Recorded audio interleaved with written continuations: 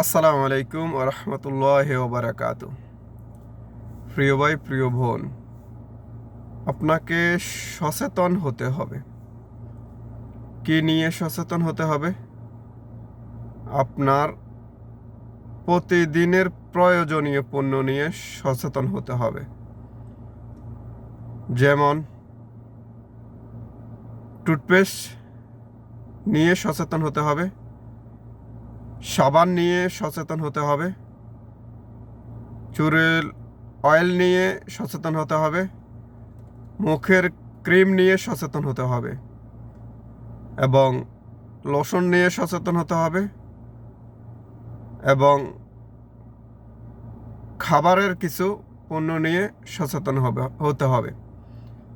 যেমন চা পাতা,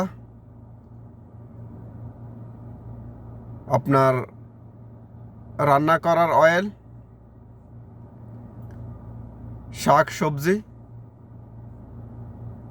বাচ্চাদের খাবার, এই পণ্যগুলো নিয়ে আপনাকে সচেতন হতে হবে। যদি আপনি সচেতন না হন, তাহলে আপনার দেহে রোগ বাসা বাঁধবে, আপনি অসুস্থ হয়ে যাবেন, আপনার পরিবারের লোকজন অসুস্থ হয়ে যাবে।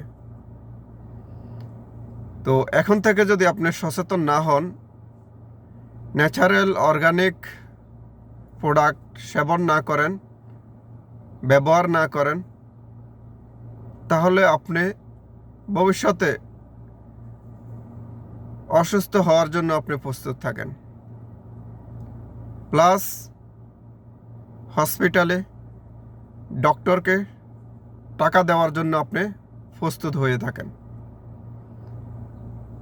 যদি আপনি ডক্টরকে টাকা না দিতে চান, যদি আপনি অসুস্থ না হতে চান, তাহলে আপনি এখন থেকে সচেতন হন।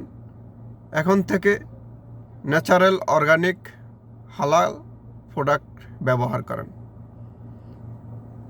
এখন থেকে সচেতন হন, আপনার জীবনকে সুন্দর করুন, আপনার পরিবারের জীবনকে সুন্দর করুন।